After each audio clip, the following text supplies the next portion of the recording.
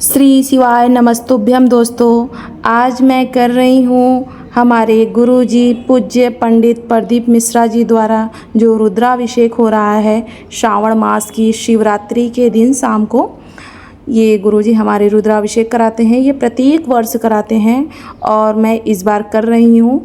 ये मेरा पहला साल था क्योंकि मैंने इस बार से ही मैंने उनकी कथाएं सुनी हैं और उनको फॉलो किया है। महादेव का रुद्राभिषेक जो सावन मास में होता है उसका एक विशेष महत्व होता है। ये जाकर के मुझे अब पता चला है जब से मैंने गुरुजी की कथाएं सुनी हैं और मैंने शिव पुराण का अध्ययन किया है। जो रुद्राभिषेक होता है वो आपको अगर हो समय और थोड़ा आपका बैकग्राउंड अच्छा हो, करा सकते हो तो कोशिश ये किया कीजिए कि आप प्रत्येक श्रावण मास में जो है रुद्राभिषेक कराइए। फ़िलहाल मैं कर रही हूँ अपने घर पूजा। देखिए मैं कैसे कर रही हूँ। मैं अपने सामने टीवी लगा रखी थी क्योंकि वो ऑनलाइन अभिषेक कराते हैं। अब ये जनरेशन नया हो चुका है तो हम लोग पूजा पाठ भी ऑनलाइन कर लेते हैं। हालांकि पूजा के लिए ऑनलाइन और ऑफलाइन कुछ भी नहीं होता है, केवल आपकी श्रद्धा, भक्ति और आस्था होती है। आप अगर अपने मन से मना करके कुछ भी करते हैं तो भगवान ज़रूर सुनते हैं। आप कभी ये ना सोचें कि मुझसे ये गलती हो गई, मेरी ये चूक हो गई, मुझे और अच्छा करना चाहिए था, मुझे ये चीज़ भी देना चाहिए था। ऐसा कुछ नहीं होता है। आपके पास जो भी यथासंभव चीज़ें हों आप उसको अपने पूजा में इस्तेमाल करें। पूरी श्रद्धा और भक्ति से पूजा करें।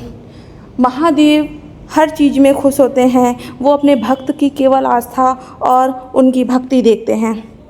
देखिए मैं पूजा कर रही हूँ। मैंने रुद्राभिषेक के दौरान एक चीज़ें जानी कि रुद्राभिषेक में जो हमारे महादेव का पूजन होता है उनका अभिषेक हम लोग 2 बार करते हैं। हर एक पूजा में ऐसा नहीं होता है। मैंने सबसे पहले उनको जो है गुरुजी के अनुसार जल चढ़ाया, घी चढ़ाया, दही चढ़ाया और हमारे जो शहद मधु जिसको आप कहते हैं मधु को चढ़ाया और गंगा जल चढ़ाया, फिर शुद्ध जल से चढ़ाया। ये इनका पहला स्नान मैंने कराया और उसके बाद फिर से मैंने इनको भोग प्रसाद सब कुछ लगाया। लेकिन जब ये स्नान आप करा लेते हैं तो इसके बाद आपको इनका अभिषेक करना होता है और अभिषेक आप करते हैं, पूरे अध्याय होते हैं अभिषेक के दौरान। जब आप घर में करेंगे तो आपको 3 से 4 घंटे भी लग सकते हैं। जो रुद्राभिषेक का जो पाठ होता है, जो मैं हर साल अपने घर में ऐसे पंडित जी को बुला के कराती थी तो उसमें समय लगता था। हम लोग गाना वाना भी गाते थे, काफ़ी समय लगता है। लेकिन गुरुजी कराते हैं तो वो उसका शॉर्टकट फॉर्म रखे हैं और वो लगभग आधे घंटे में पूरा हो जाता है। टोटल पूजा में जो समय लगता है वो 1 से 1.5 घंटे का होता है। यहाँ मैं बारी बारी से उनके अनुसार जो है चीज़ें उन पे अर्पण करती हूँ जैसे जैसे वो बोलते जाते हैं। और जब आप अभिषेक कर लेंगे, जितना भी आपके पास हो, जो भी चीज़ें हो। मैं जब पूजा करती थी रुद्राभिषेक में तो मैं गन्ने का जूस ज़रूर इस्तेमाल करती थी। नहीं होता था तो मैं जो घर पे गुड़ होते हैं उनको मैं जल में घोल करके इस्तेमाल करती थी। गंगा जल होता था, दूध होता था, शहद का पानी होता था।